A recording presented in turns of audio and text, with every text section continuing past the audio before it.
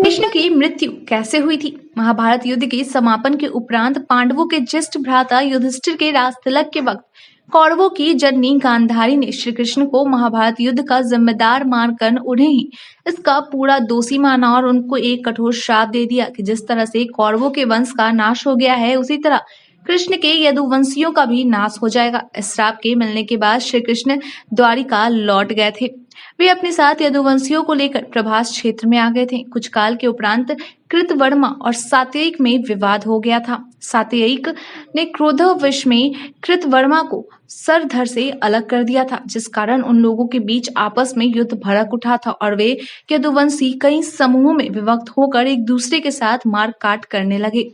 लेकिन इस युद्ध में यदुवंश का पूरी तरह नाश नहीं हुआ, परंतु श्री कृष्ण के पुत्र प्रद्युम्न और मित्र सात्यविक समेत लगभग सभी यदुवंशु मारे गए थे। लेकिन बब्रू और दारुक बच गए थे, जिन्होंने बाद में यदुवंश को आगे बढ़ाया था। वे सभी द्वारका में ही रहते थे और सोमनाथ के समीप प्रभास क्षेत्र में मृत्यु का प्राप्त हुए। भगवान श्री कृष्ण प्रभास क्षेत्र में अपने वंश का नाश होते देखकर बहुत दुखी हुए थे, तब वहीं निवास करने लगे थे। एक दिन की बात है कि वे गंगा जल में किसी पेड़ के नीचे आराम कर रहे थे। तभी किसी शिकारी व्यक्ति ने दूर से श्री कृष्ण को हिरण समझकर तीर चला दिया, जो सीधा उनको पैर के तलवे में लगा और उसी से उनकी मृत्यु हो गई थी। कहा यह भी जाता है कि प्रभास क्षेत्र में एक दिन श्री कृष्ण का पीपल पेड़ के नीचे योग निद्रा में विश्राम कर रहे थे। तभी उस जरा नाम के बहलिये ने अनजाने में उन्हें हिरण समझकर विषपूर्ण बाण चला दिया, जिससे आहत होकर भगवान ने अपने प्राण त्याग दिए।